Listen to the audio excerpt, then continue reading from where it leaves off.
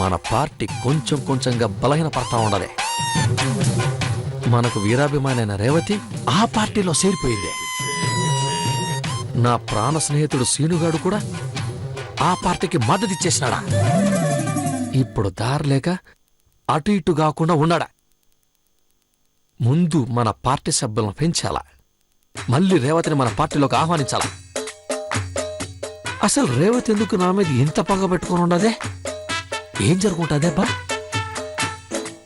ఏం జరిగిందో తెలిస్తే గానే ముందుకు స్టెప్ వేయలేమా?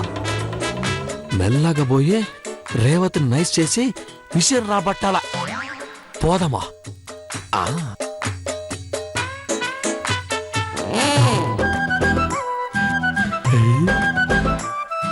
వెతికిపోయిన తీగ కాలు తగిలిందని కరెక్ట్ గా రేవతి కనిపించింది.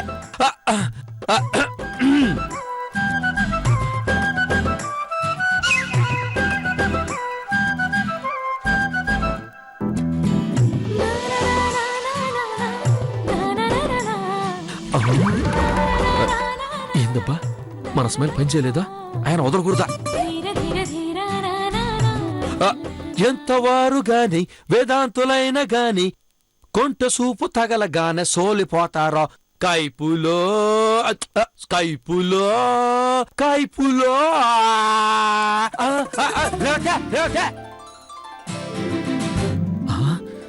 ముద్దు పేరు పెట్టి పిలుస్తామా? భుజ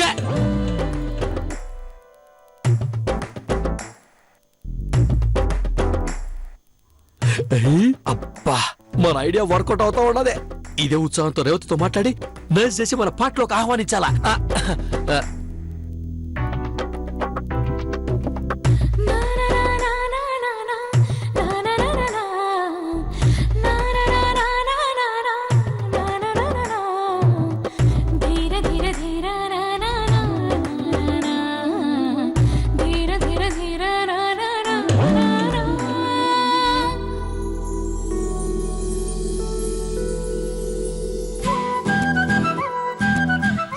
ప్రాబ్లం? నువ్వేనా ప్రాబ్లమా? నేనా? అవునా? ఎందుకు నువ్వు నాతో మాట్లాడడంలే? ఎందుకు నా మీద పగబట్టినావా? ఏమీ తెలియనట్టు నాటకాలాడి నేను మీకు సపోర్ట్ చేసేలా చేసుకుందామనా? అదెప్పటికీ కుదరదు. అబ్బా సపోర్ట్ గురించి కాదబ్బా, ప్రాబ్లం తెలుసుకుందామని. చాలు చాలు నాటకాలు. రేవతే